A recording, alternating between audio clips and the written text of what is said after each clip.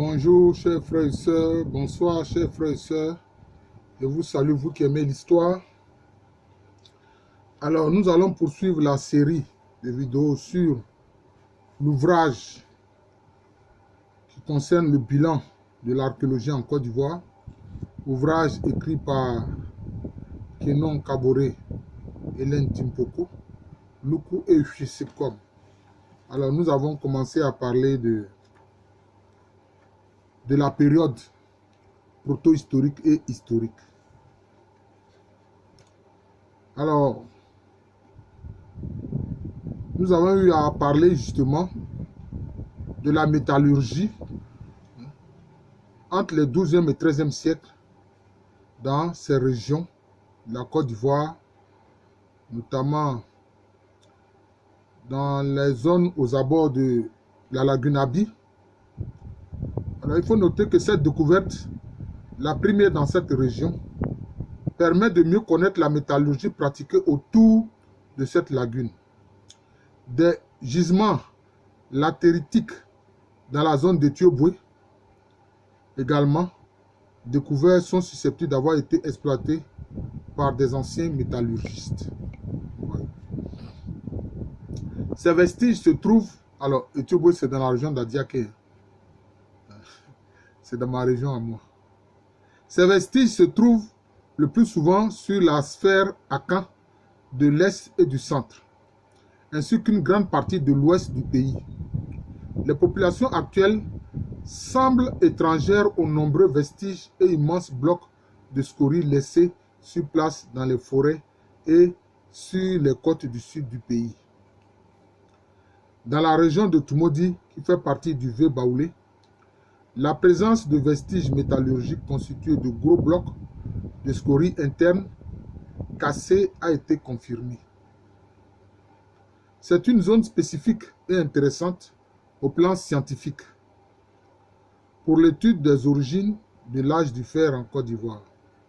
Cette ère de transition entre la forêt et la savane a fourni des scories de fer, des tuyères d'aspect ancien et également des vestiges lithiques, c'est-à-dire en pierre, dits du néolithique. Cette partie du centre de la Côte d'Ivoire pourrait aider à la compréhension de la transition du néolithique à l'âge du fer et ainsi nous fournir peut-être des datations anciennes sur la production de la métallurgie ancienne du fer. Des études ont été menées sur des villages désertés comme les sites perchés et autres villages abandonnés. Au niveau des villages perchés, le phénomène s'étend du nord-ouest de la Côte d'Ivoire sur la presque totalité du territoire d'An et Oué.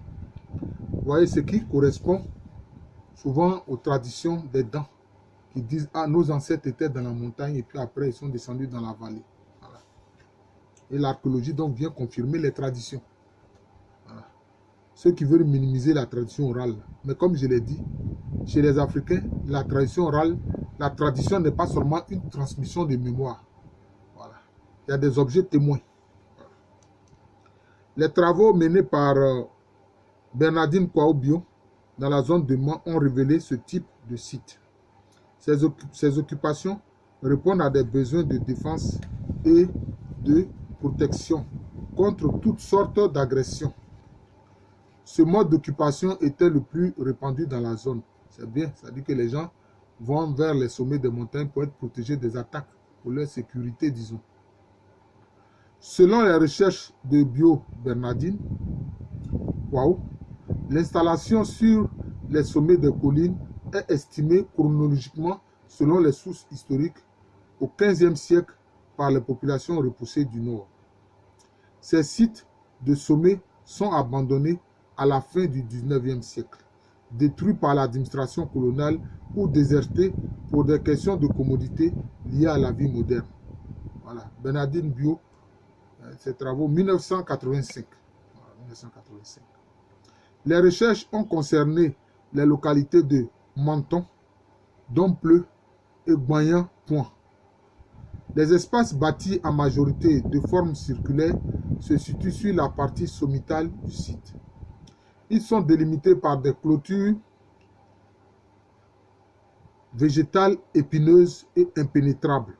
de 3 à 4 mètres de haut. Voilà ce que nos ancêtres faisaient pour se protéger dans la région de Mandanani, etc. Des assises en pierre apparentes de 50 à 96 cm de haut sont visibles en Menton.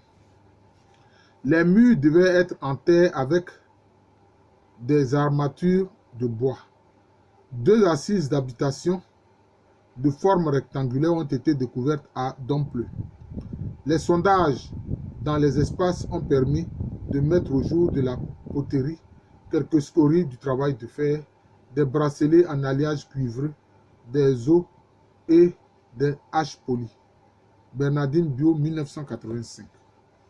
Le site de la Séguier, dans la région d'Agboville, a été signalé par des auteurs comme, selon les travaux de Billy en 1941 et Bohemil Olas en 1951. Il se trouve dans un ensemble rectangulaire de 7 km de long et 3 km de large et comporte une dizaine de fossés circulaires profonds de 3 à 5 mètres.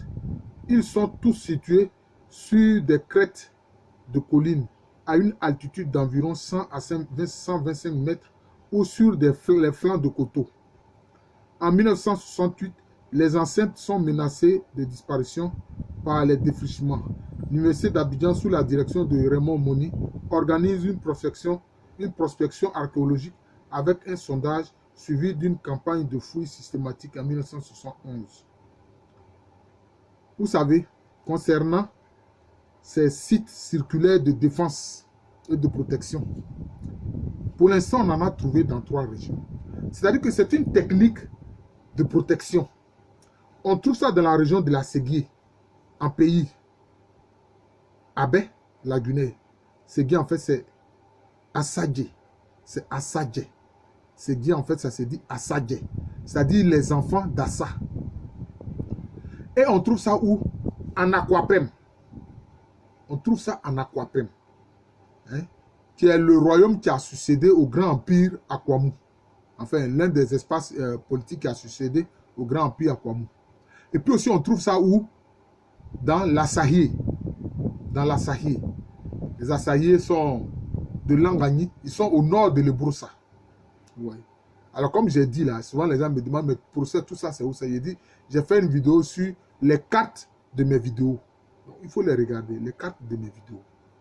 Alors, l'Akwapem, disons, est légèrement au nord-ouest de la région d'Accra. Et puis maintenant, l'Assahié est à l'est de la région d'Abangourou, c'est-à-dire la région de l'Indonésie. Mais l'Assahié fait partie de la République du Ghana actuelle, mais juste à l'est de la région d'Abangourou. C'est là que sont les Sahiés ou Assahiés. Donc c'est dans 3 zones qu'on trouve ces enceintes circulaires de protection. Donc cela veut dire quoi? Que la même population là, partie de la région de l'Akwapem, certains sont venus séjourner en pays Abé, et puis certains ont séjourné dans le pays Sahi. Moi, ça ne me surprend pas. Ça ne me surprend pas. Ce sont des éléments de la migration que j'ai appelés Akpafou, Ga, Krobo, Adélé, Avatim. Voilà, ce sont ces éléments-là. Mais spécifiquement, il y avait à l'intérieur aussi des éléments Akwamou, donc des éléments Akan. Voilà, il faut comprendre ça. Les fouilles menées par Jean Paulet ont permis d'avoir des informations en l'absence de documents écrits et d'éléments de tradition orale. Paulet 1971, Paulet 1981. Aucune trace d'habitation n'a été mise au jour dans la stratigraphie qui s'est avérée très pauvre. Les vestiges archéologiques récoltés sont issus de fouilles, mais également de ramassage de surface. Il s'agit d'objets en céramique, de loin les plus nombreux, dont essentiellement des récipients, des fusaïolides décorés, des céramiques anthropomorphes, un goulot de figuration humaine avec des scarifications au visage et sur le cou des pipes.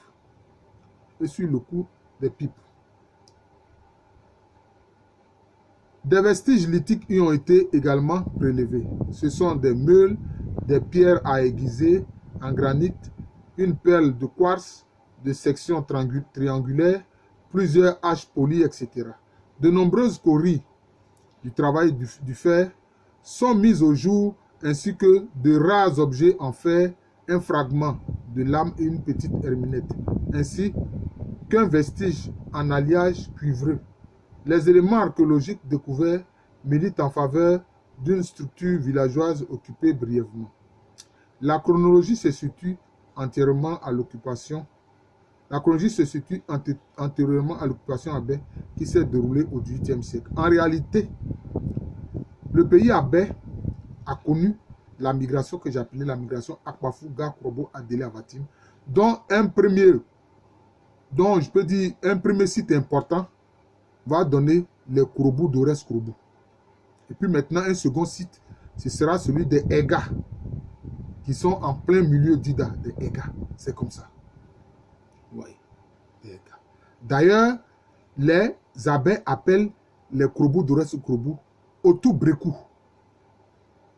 Et ce même nom se retrouve dans le pays Krobo, mais au Ghana actuel, dans les escarpements Krobo, sous le nom de Efutubreku. Ce nom est donné aussi aux populations de Wineba. Qui sont en fait un mélange d'éléments Akan et d'éléments Gouan. Donc, ils sont venus dans cette région-là. Donc, Ségui, en fait, vient de Assa-Djé, c'est-à-dire les enfants de Assa. C'est ça, c'est comme ça qu'il faut comprendre. Et ceux-là, ils sont arrivés au XVIIe siècle. Maintenant, le peuplement du XVIIIe siècle dont il est question ici, en fait, ça concerne les Abé qui sont issus de la migration Morié ou Morierou, qui eux sont partis du pays Ani. Voilà, ils sont partis du pays Ani. Donc c'est tout. C'est ce qu'il faut comprendre. Voilà. Ces fouilles de 1971 ont été les seules jusqu'à ce jour. Donc, vous voyez, ça n'a pas été poursuivi. Jean Paulet pratiqua à partir de 1974 des fouilles sur l'île d'Assoko-Monobara en vue de compléter les données recueillies sur la nécropole de l'île de Niamey. Il exhuma des artefacts variés témoignant des relations ayant existé entre les populations locales et des commerçants européens. En effet, parmi les vestiges récoltés, on dénombrait entre autres des céramiques vernissées, des bouteilles en verre, des fragments de pipes de production hollandaise au XVIIe siècle et une cuillère en étain, Paulet 1981-1988. Lors de notre mission de terrain en 2016, un matériel semblable a été exhumé. Ainsi, à côté des céramiques locales, se retrouvait essentiellement dans les niveaux profonds du sondage d'une petite butte à Assoko-Monobara, des fragments de contenants en verre et un fragment de cruche dont les motifs nous laissaient à penser qu'il provenait des ateliers de Westerwald du XVIIe siècle. Figure 14, je vais vous montrer ça après. Voilà. Cette date fut confirmée par des datations au carbone 14 effectuées sur des charbons de bois de ces couches profondes, fixées comme. Voilà. Je crois que voilà ça, la figure 14. Voilà. Figure 14. Voilà, c'est de ça dont il est question, dont on parle. Donc cela veut dire que les Hollandais ont fait du commerce dans la région. Mais d'ailleurs, le problème c'est qu'ils refusaient la concurrence. Ils refusaient la concurrence. Donc ces Hollandais-là même sont venus attaquer la région d'Assoko-Monobara. Mais ils ont été repoussés. C'était à l'époque du roi Akasané des Essouma. Les Essouma sont ces populations qui aujourd'hui habitent à Assini Mafia. Des vestiges liés à la proto-histoire et à la période historique se retrouvent sur tout le territoire. Voilà. Ils indiquent une occupation dense, marquée par la pratique d'activités liées à la métallurgie attestée au moins au Xe siècle. Au Xe siècle. Cette période voit également la mise en place de structures urbaines avec probablement des zones de spécialisation comme à Congo. De nombreux vestiges pourraient témoigner d'une ouverture sur le monde extérieur avec des échanges de biens et peut-être des techniques. Voilà. Alors maintenant, on parle des inventaires des sites archéologiques. Bon, je vous ai dit qu'il y a plus de 400, près de 410 sites archéologiques. Alors l'inventaire des sites archéologiques de la Côte d'Ivoire qui sont présentés ici est loin d'être exhaustif, c'est la figure 15. Il se base dans un premier temps sur la cartographie des sites établis par HECOM en 1987 dans le cadre de son travail de thèse qui a été mise à jour et complétée avec des données dont nous avons eu connaissance depuis 1987 jusqu'à nos jours. Alors c'est évidemment Kenon Kaboré qui parle avec ses collègues-là. Des cartes présentant des sites archéologiques ont été publiées dans les synthèses de Moni 1972. Des ouvrages de vulgarisation faits par Bernardine Bio et Fofana Lemassou en 1993 et des articles de Guédé Yodé en 1995, de Kenon Kaboré en 2006-2012 et Kwasi Kwaku Simeon en 2012. Suivant les temps des recherches du moment. Elles concernaient soit l'ensemble du territoire, soit des zones géographiques précises ou encore des périodes chronologiques spécifiques. Les sites évoqués dans le cadre de ce travail concernent aussi bien des occupations humaines présentant des structures ou non que des épandages de matériel en surface, ainsi que des vestiges isolés identifiés lors de reconnaissances sur l'ensemble du territoire ivoirien. Ces découvertes sont le fait de chercheurs confirmés, d'étudiants ou d'amateurs. Si plusieurs de ces sites ont été sondés ou fouillés, la grande majorité attend d'être étudiée. Tous les types de sites recouvrant des périodes allant du paléolithique aux périodes récentes ont été comptabilisés dans ce recensement.